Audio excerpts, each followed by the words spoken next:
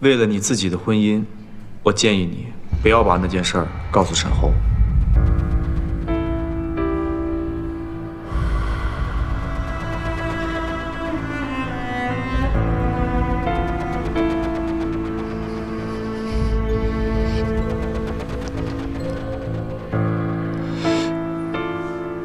小陈，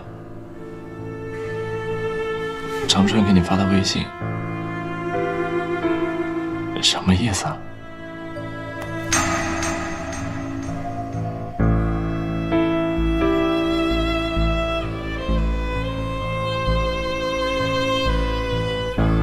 你觉得是什么意思，就是什么意思。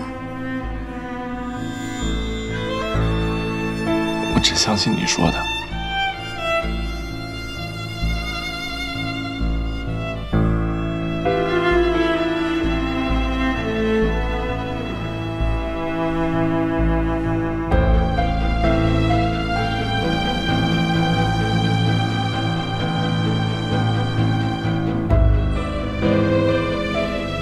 我们离婚吧，这孩子跟你没关系，现在没有。我当年托人找了招生处的老师，希望找一个人跟沈侯调换一下专业，可是不晓得怎么搞的，阴差阳错出了岔子，怎么就让严小晨调档了呢？更离谱的是，他的爸爸不依不饶，执意要找学校讨个说法。结果没想到，路上出了车祸。我就是想不明白，真是造物弄人呐！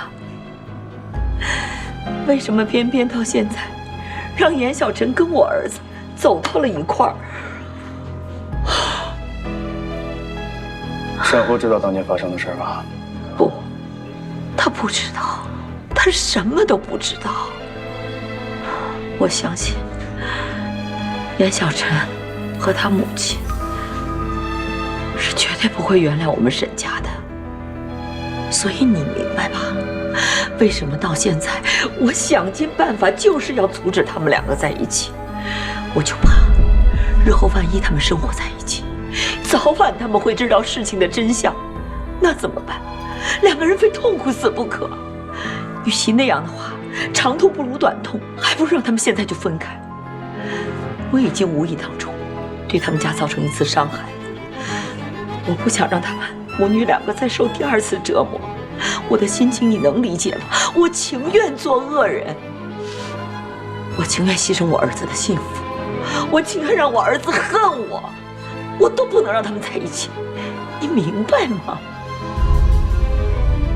您说的我都明白，但现在已经晚了。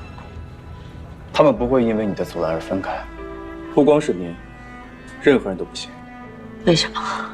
因为他们结婚了。不可能，这是不可能。看来我猜的没错，沈侯是瞒着你，跟小陈秘密登记结婚的。总而言之，现在不管是我对小陈，还是您对沈侯，我们能做的就是什么都不要说，也不要刻意阻拦，否则我能被你的行为逼着去查明真相，他们也一定可以。现在我们唯一能做的，就是把这个秘密封存下去，只要永远不让他们两个人知道，就不会有事。但愿如此吧。我已经都知道了。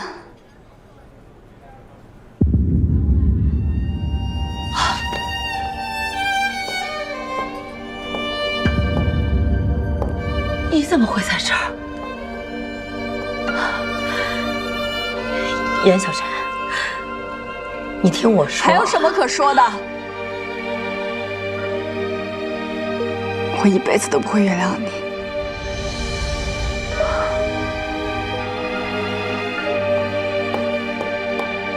杨晨，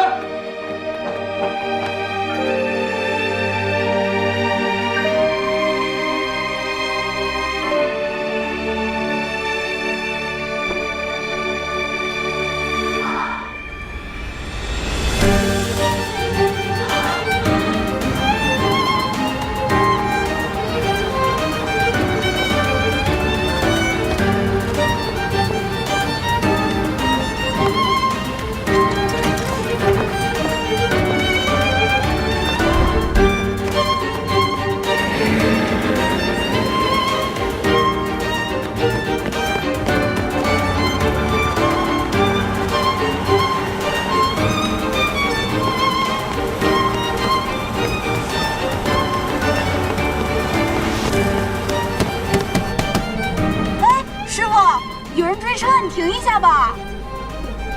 公司有规定的，中途不能停车的。对啊，师傅，你停一下吧。停一下，师傅，停一下吧。停一下吧，师帮个傅。忙，太危险了，师傅。对呀，帮帮忙，停一下吧。那好吧，我等一下靠边停车吧。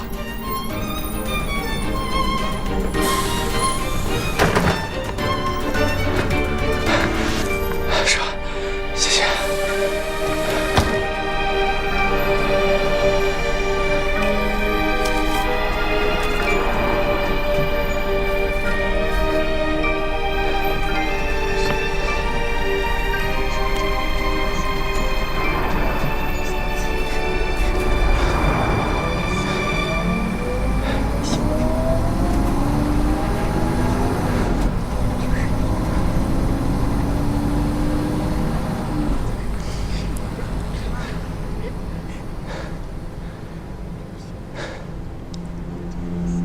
我就是希望能够找一个人，跟沈侯调换一下专业。可是不晓得怎么搞的，阴差阳错出了岔子，怎么就让严小晨调档了呢？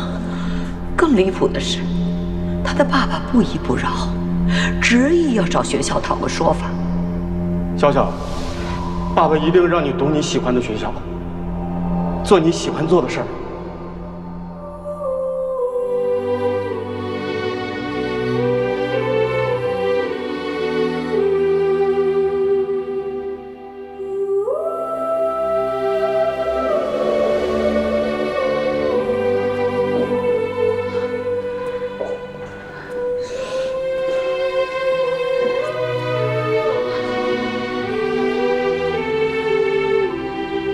人死不能复生，节哀顺变吧。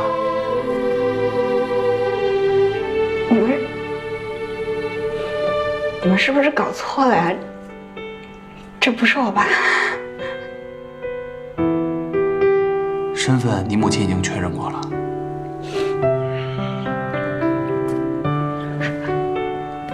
不可能，不可能！这绝对不是我爸，我爸没死。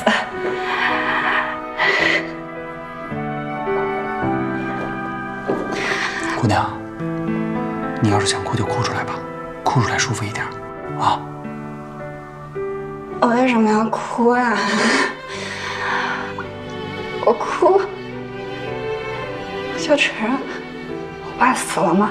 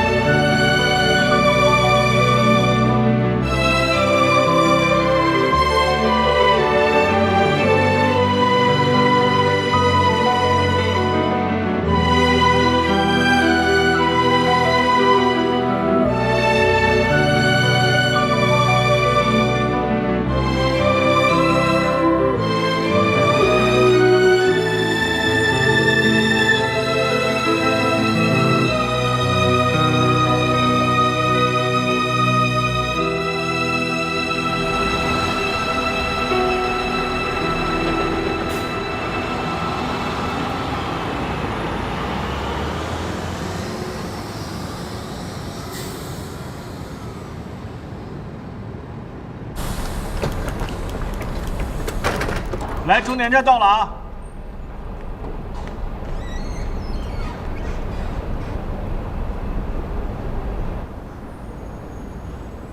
下车吗？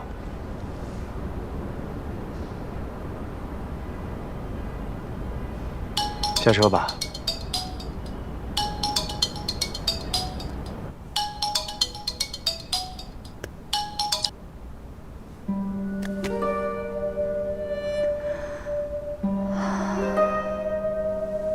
下车吧。司机也需要换班休息。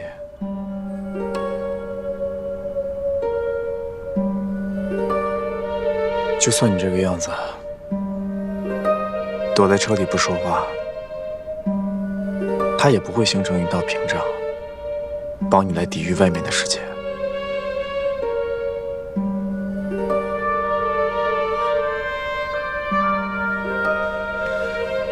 好，既然你不想下去，那我就去跟司机商量一下，看怎么样可以让你一直待在这儿。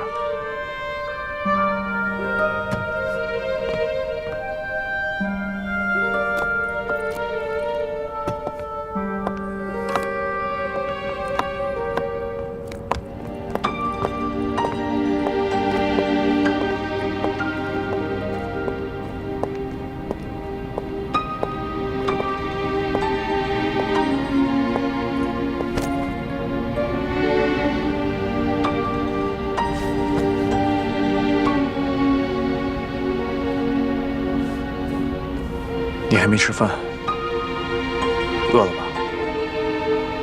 我带你去吃点东西。我给老李打个电话。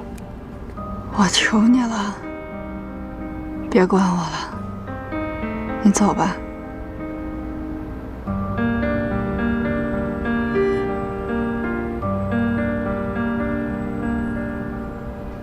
不管怎么样，你能开口说话，我就放心多了。刚好这附近也没什么人，你要有什么想说的、想骂的，发泄出来，别憋在心里。你既然已经全都知道了，你为什么还要继续瞒着我？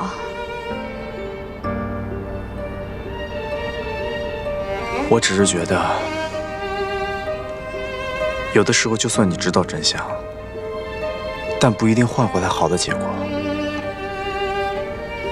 我只想看到你开心，不想看到你难过。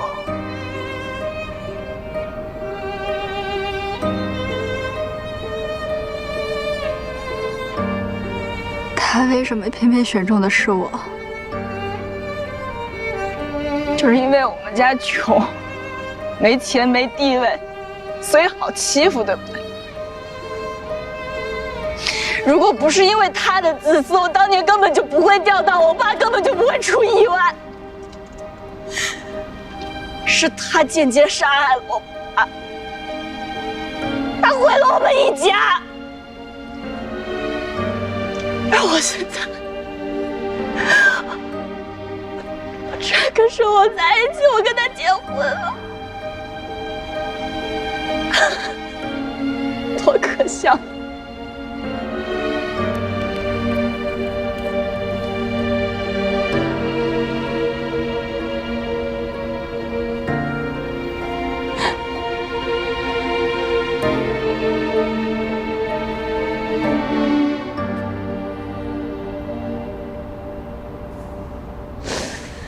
都过去了，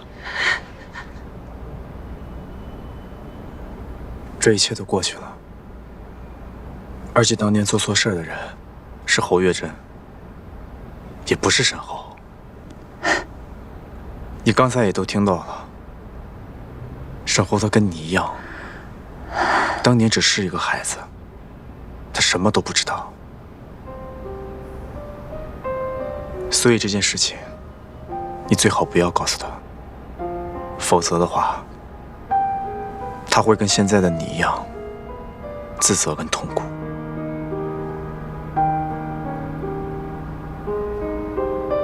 我们一起想想办法。你要是不想坐我的车，那我继续陪你坐公交车。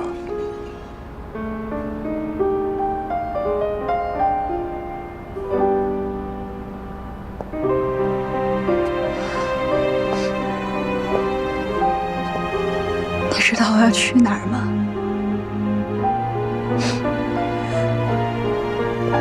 我自己都不知道我现在到底该去哪儿。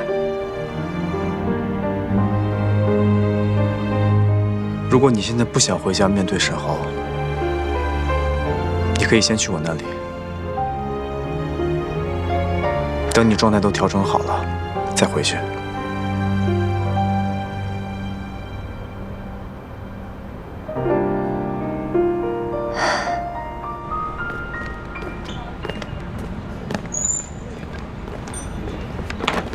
哎呦我去！还我！等会儿，你等会儿。打包这么多啊！你这典型薅公家羊毛，知道吗？占便宜没够。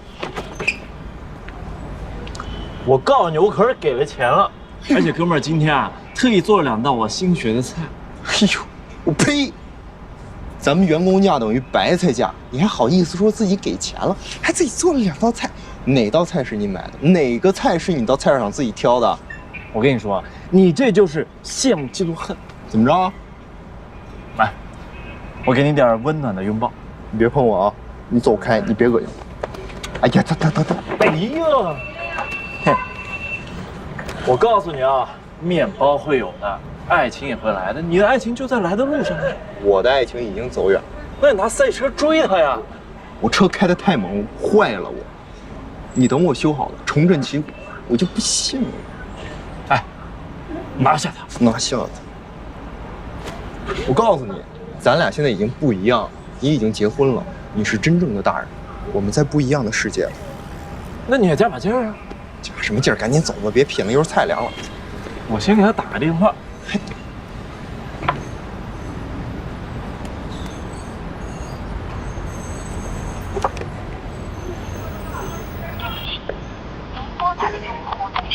哎，不接你电话了，不理你了，是不是？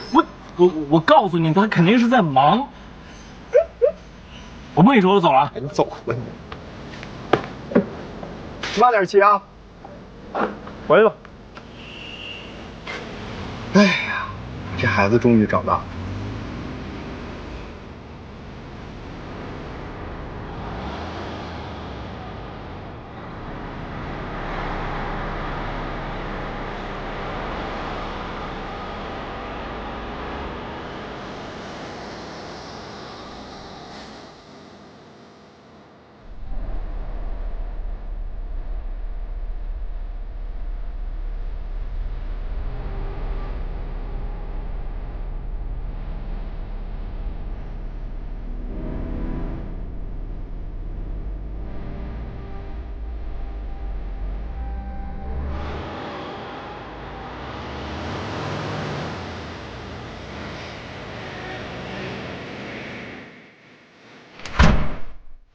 队长，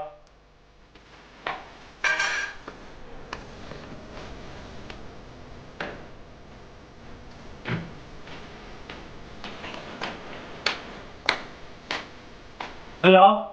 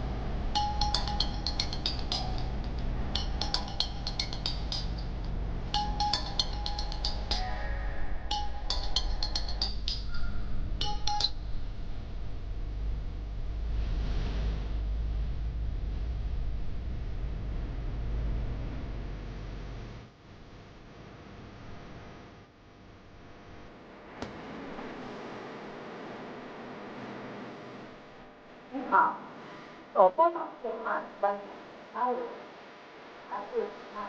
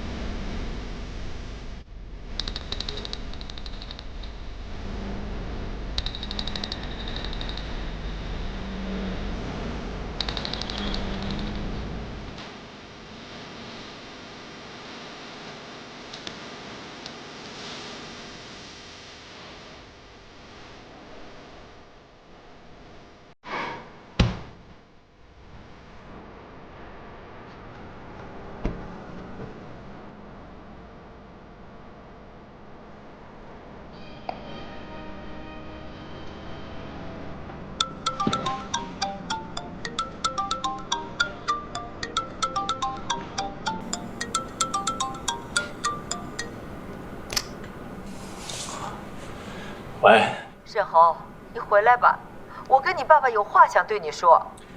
我现在在忙，没空。严小晨，他现在和你在一起吗？没有。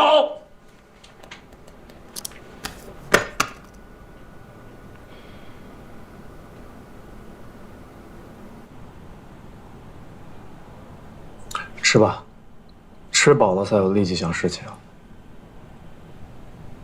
你要是没什么胃口的话，我再去煲一个汤。不用了。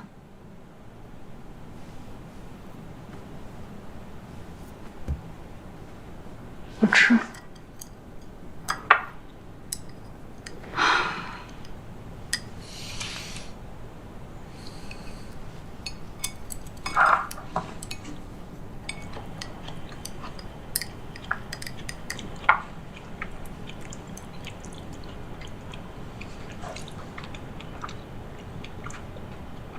我觉得你说的对，这事儿我不能让沈浩知道。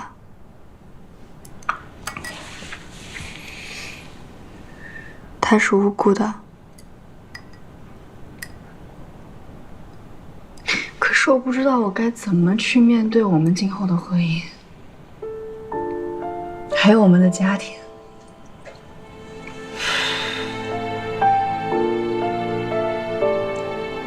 骗得了沈浩，我骗不了我自己，我也骗不了我妈。我应该怎么去撒这个谎，帮着他们家去隐瞒事实真相？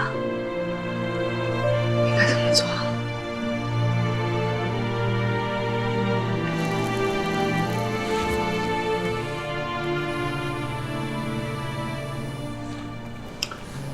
沈浩。接还是不接啊？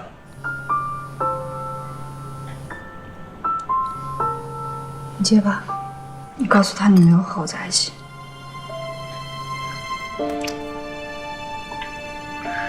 喂，小陈啊，他没有跟我在一起。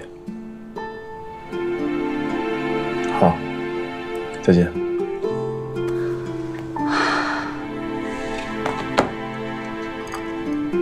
谢谢。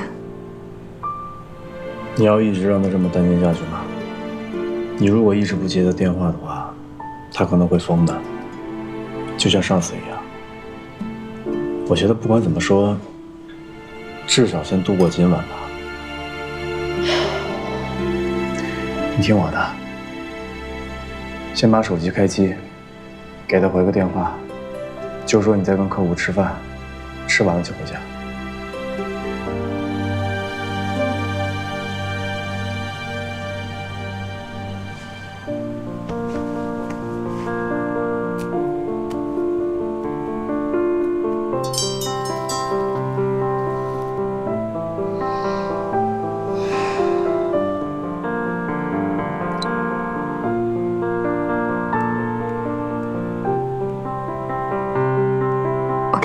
过去。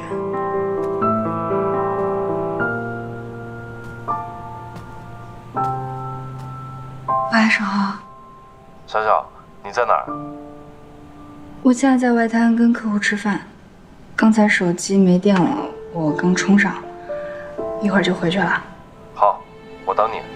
嗯，拜拜。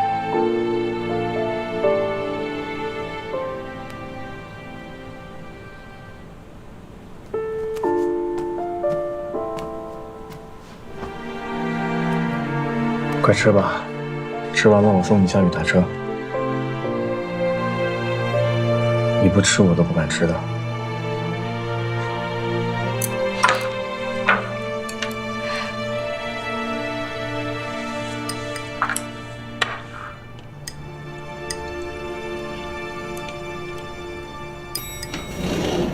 记住啊，回去以后跟沈浩什么都别说，千万别让他知道。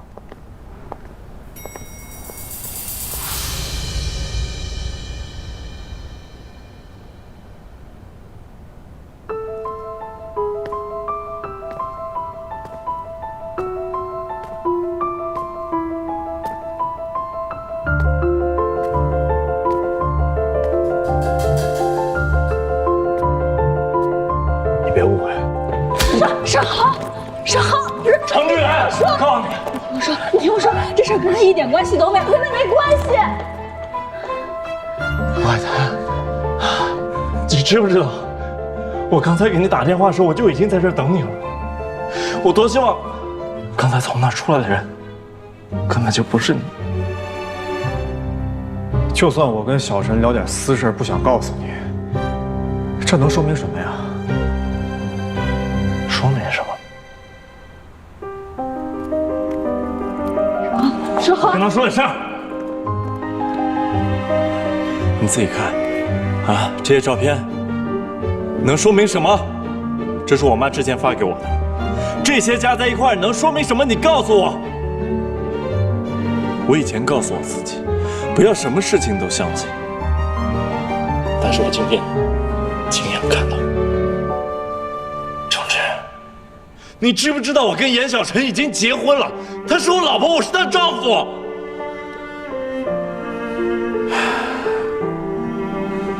这几张照片我可以解释。解释？那你倒是给我解释解释，什么叫做不能被我发现？什么叫做回去之后不要告诉我？啊？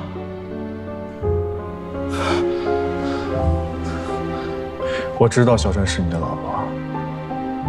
但好像不是所有的事情都必须要告诉你吧？人都需要隐私的，有些事情知道了对大家都没好处。程志，你不要总是摆出一副比我更加了解小小的样子，你这种样子特别恶心，你知道吗？啊！沈浩，还手啊！沈浩，我求你，你还手啊！沈浩，你有本事还手啊！你干嘛结婚的？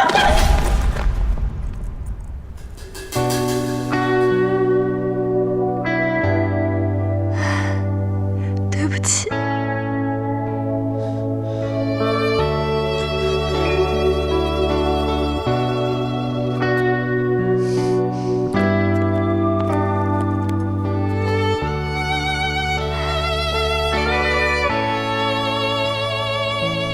就让我们回家吧。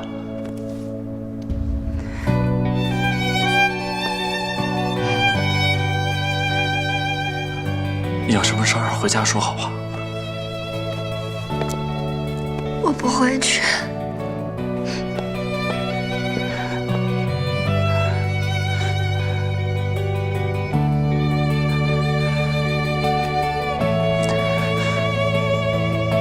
对不起。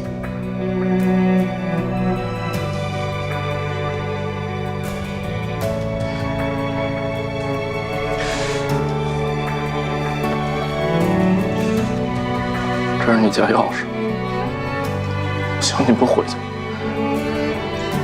我钱还给你。你那个家，我不会再回了。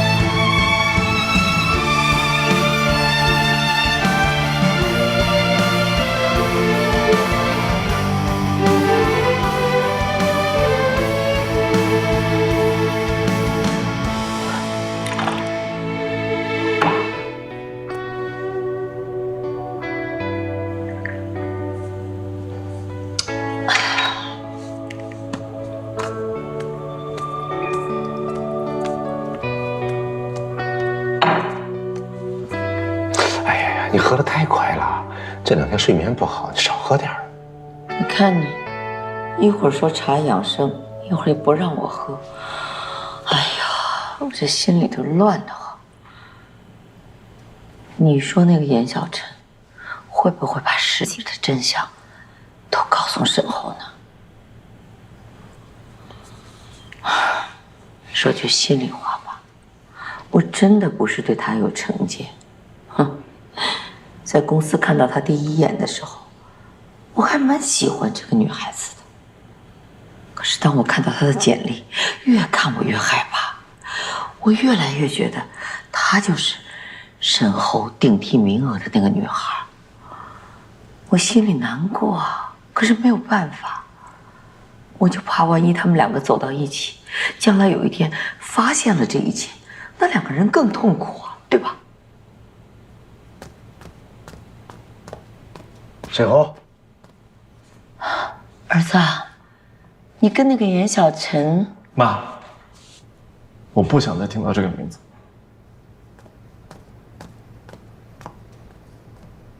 哎，这是严小晨没有告诉他事实。你怎么知道？你看他对咱们那个态度啊，他一点都不记恨我们。那他为什么不告诉沈后呢？严小晨可能跟我们的心情一样，不愿意让他受到伤害，想保护他吧。哎呦，你说说，他要真是能把这个秘密严守一辈子就好了，永远不要告诉咱们儿子，那样我们就没有反对他们2个在一起的理由了，是吧？哎呀，毕竟是咱们害了严小晨他们家嘛，对吧？我还想喝茶。听话。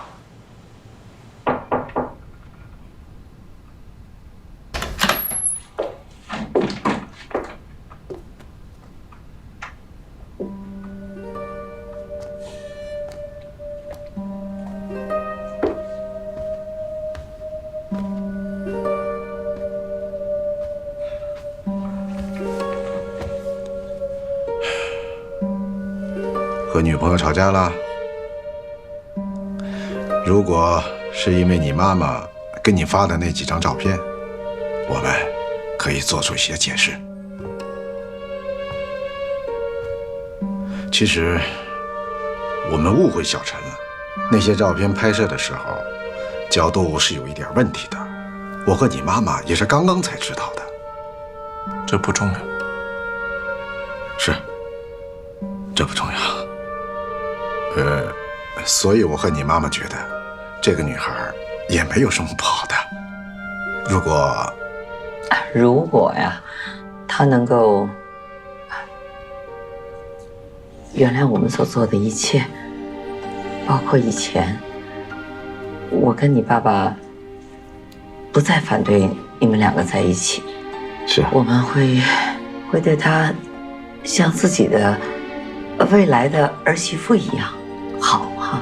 对，我们已经结婚了。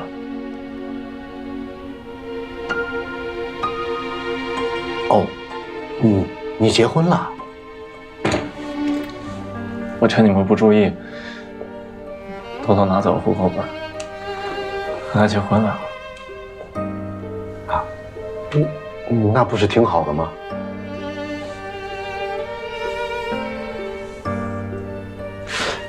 但是我刚才发现，他在承认家，而且我拉他，他竟然不跟我一块走。那你有问他为什么吗？没有。哦，是这样啊。既然你们都结婚了，那就是小两口了呀。小两口有什么事情说开了不就行了吗？是啊，妈妈，你们能不能先出去？我想一个人静一静。孩子，妈跟你说，我和你妈妈先出去啊，让她自己待会儿。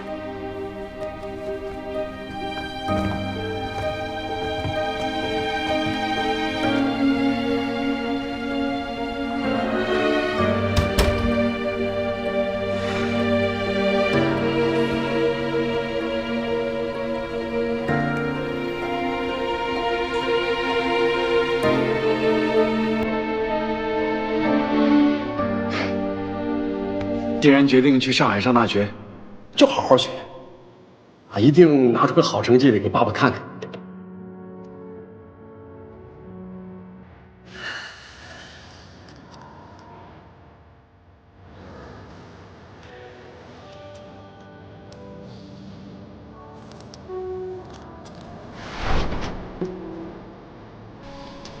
不开心的时候，吃个糖。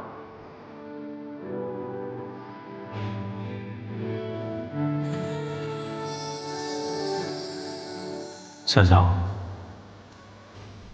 我爱你。你好吗？我在。这几句，你最想听到哪一个？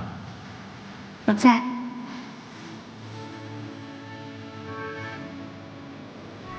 看什么？我在看我这一生中最美的景色。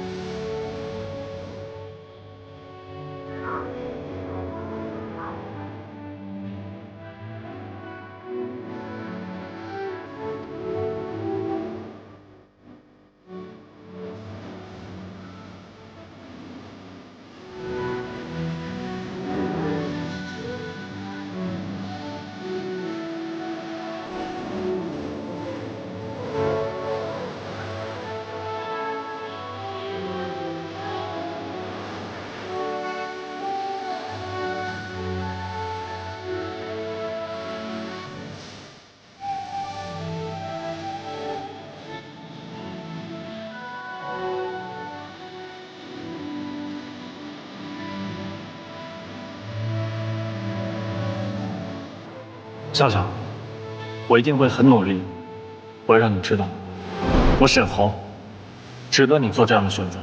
你喜欢的人是我，你想嫁的人是我，任何人都不会让我们分开的。嫁给我吧，我爱你，老婆，老婆，老婆，老婆，哎，老婆，我们结婚了。我们结婚了！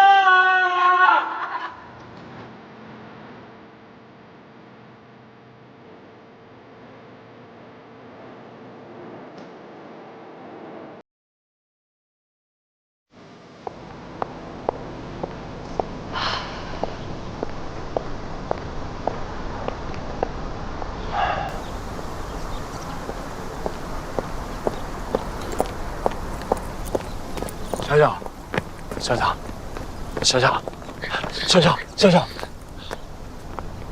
昨天是我情绪太激动了，我状态不好。我知道，我昨天一定是误会你了，咱们说清楚好不好？其实我昨天晚上就过来了，我想见你，可是你电话关机，我想上楼找你，可是我怕打扰到你，所以我就只能待在这儿。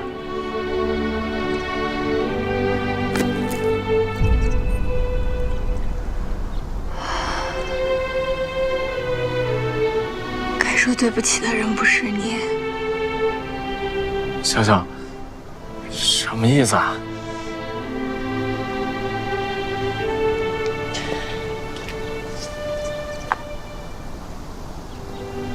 沈豪，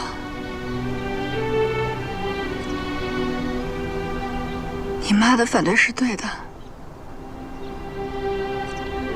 从一开始，我俩在一起就是个错误，我俩根本就不合适。笑笑，我知道我妈过去有很多做的很过分的地方，但是我妈昨天晚上都跟我坦白了。她跟我说了第一次去找你说了些什么，第二次去公司找你又说了些什么，她都跟我说了。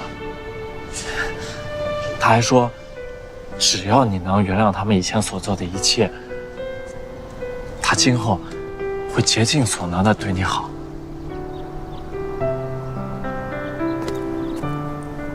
小小，我爸妈不再反对我们了。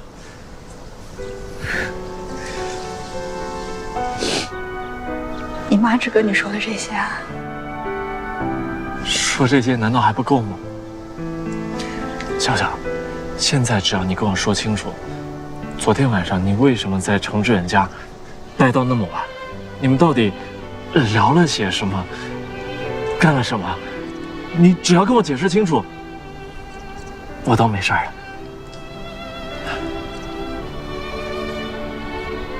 我们离婚吧。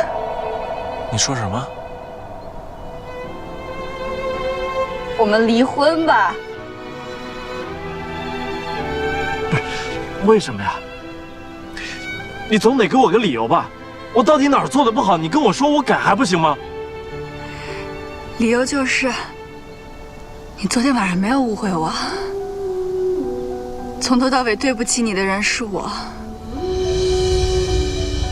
我也没必要再给你解释什么，请你以后别来找我了。小小，放开我。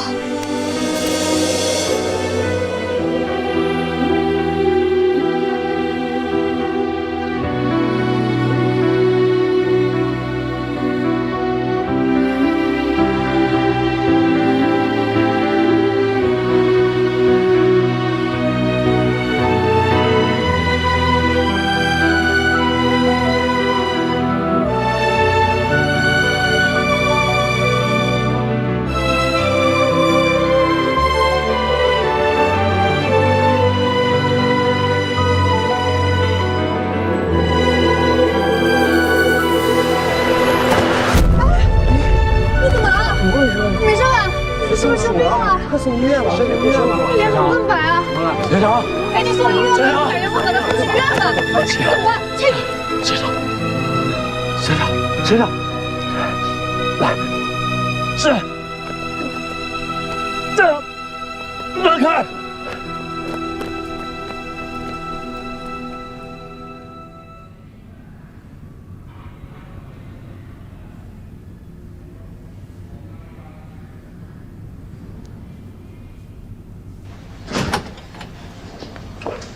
谁是严小晨的家属啊？是我。你是？我是她丈夫。啊，病人没什么问题，就是没注意饮食和休息，导致了低血糖昏迷，加之病人怀着孕，身体又比较虚弱。什么？她怀孕了？你不知道吗？你爱人没告诉你啊？没有。那，你确定她怀孕了？你们是怎么搞的呀？都这么长时间了，自己怀孕不知道啊？等她输完液，你们就可以出院了，尽快到我们妇产科来做一个产检。哎，谢谢你。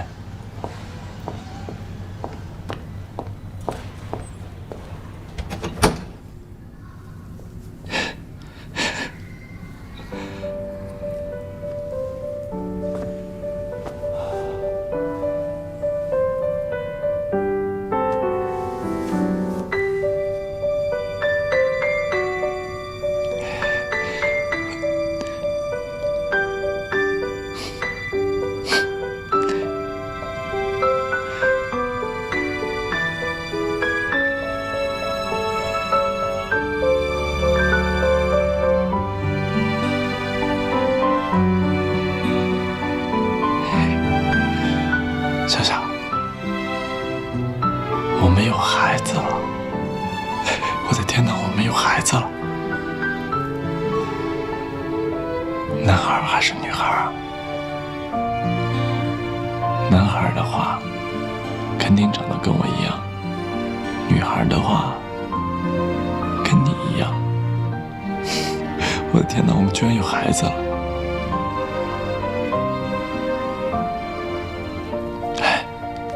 你醒了，小小。我怎么在这儿啊？你突然晕倒了，我给你送过来的。你知道你为什么会晕倒吗？低血糖呗。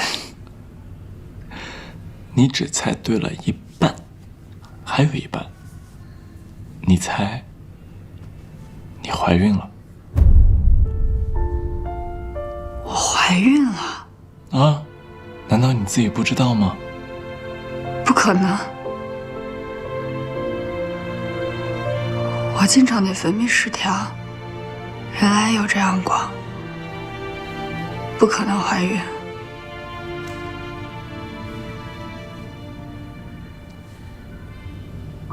小小，你是不是还在跟我赌气呢？是不是我昨天误会你？还有刚才在小区门口，你说那些话是不是在气我，对吧？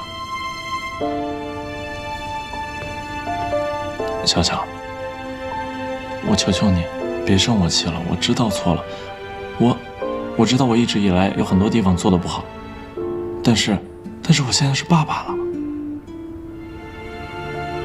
而且我爸妈也接受了我们的婚姻。我想，你现在应该搬到家里来住，这样怀孕特殊时期嘛，我爸妈也好照顾你，对不对？到家里来住。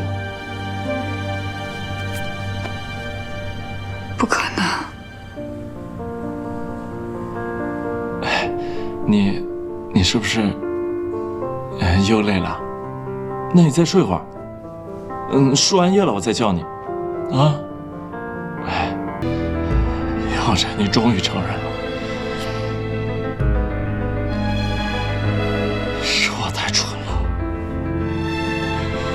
我一直幻想着你跟程志远真的什么都没有，我还祈求你的原谅。我就是个笑话，叶小晨。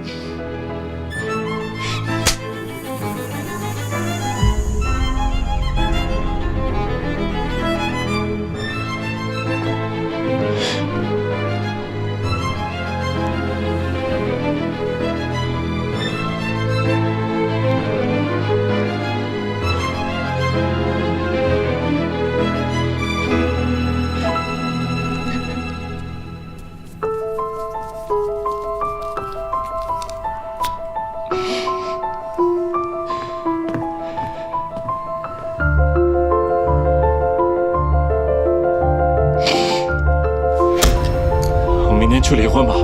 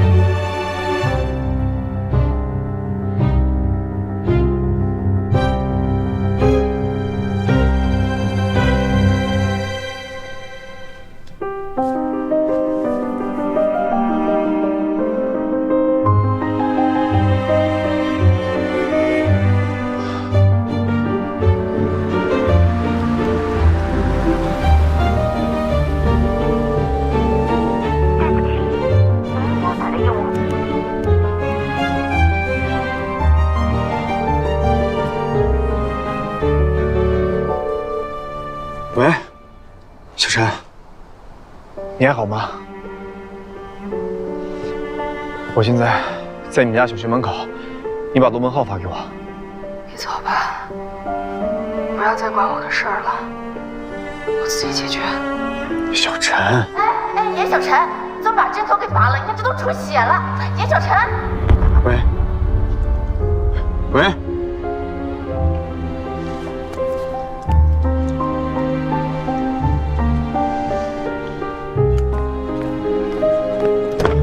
老李，去最近的医院。好。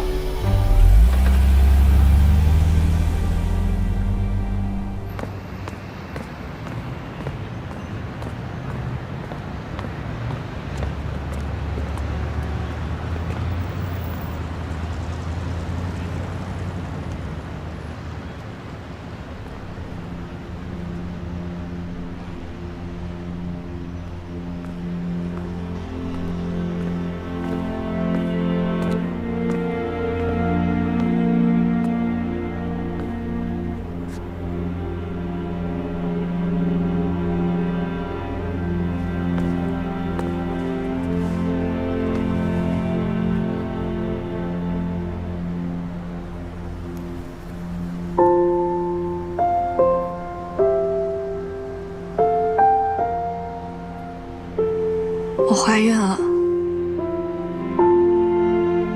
可是我告诉沈侯说，这孩子不是他的。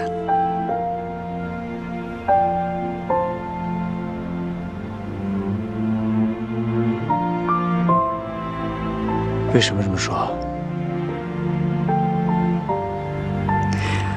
我如果不这么说，他是不会死心的。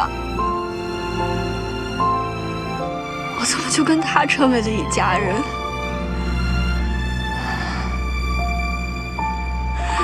我不敢想象，如果沈侯他知道这件事以后，他会怎么做？他也会难受死的。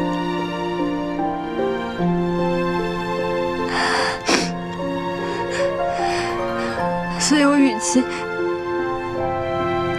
其让所有人都痛苦，我还不如自己先结束这段感情。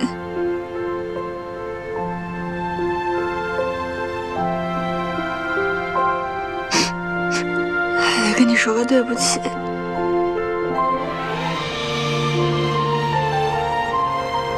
他误会我俩的关系了。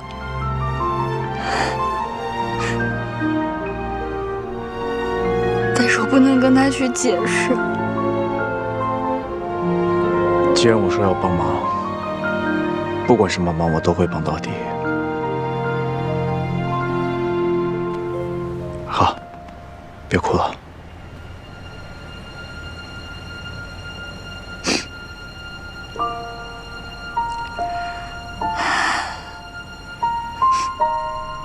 你明天能陪我去趟民政局吗？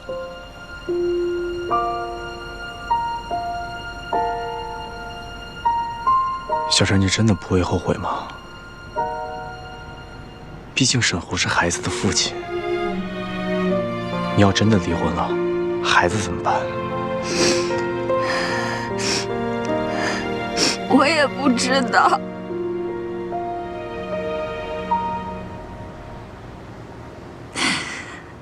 我只知道，现在只有这一种选择。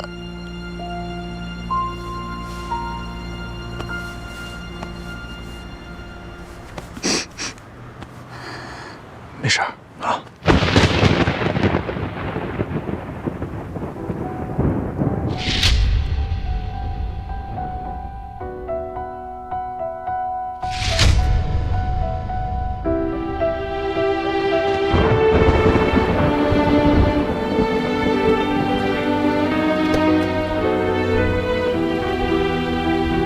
李小晨，让新欢陪着和旧爱离婚，你可真行。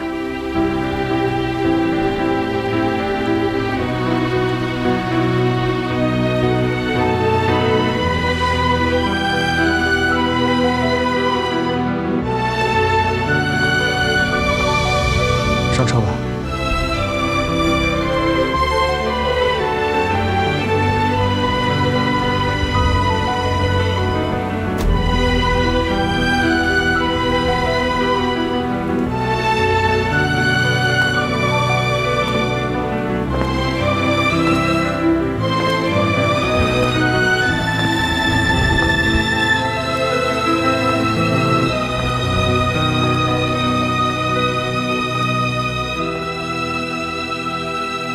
我准备为中老年人设计一套服装现在这个像咱们这个年龄段的人，很多人都不会穿衣服。但你这个颜色会不会太鲜艳了？